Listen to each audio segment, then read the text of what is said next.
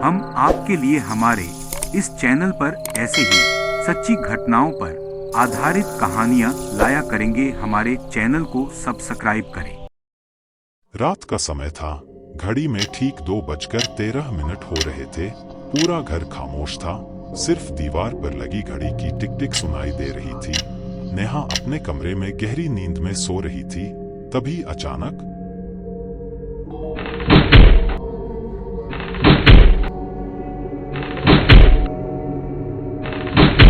नेहा की आंख खुली। उसने घड़ी की तरफ देखा। 2:13 इतनी रात को कौन हो सकता है? उसने सोचा शायद सपना होगा, लेकिन तभी फिर से आवाज आई। अब की बार थोड़ी तेज। नेहा डर गई। उसने धीरे से पूछा, कौन? बाहर से कोई जवाब नहीं आया। कुछ सेकंड की खामोशी के बाद एक बहुत धीमी आवाज आई, दरवाजा खोलो। आवाज उसकी माँ की थी।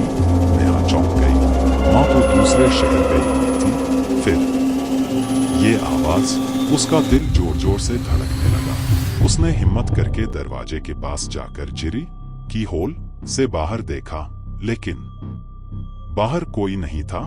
गलियारा बिल्कुल खाली था। नेहा पीछे हटने ही वाली थी कि अचानक दरवाजे के नीचे से किसी की परछाई दिखी। कोई बाहर खड़ा था।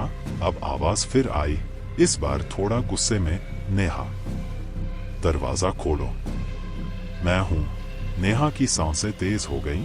उसे समझ आ गया, जो भी बाहर है वो उसकी मां नहीं है। वो धीरे धीरे पीछे हटने लगी। तभी अचानक दरवाजा खुद ब खुद हिलने लगा, जैसे कोई बाहर से जोर जोर से धक्का दे रहा हो। नेहा चीखना चाहती थी, लेकिन उसकी आवाज ही नहीं निकल रही थी। अचानक सब कुछ शांत हो गया, एकदम सन्नाटा।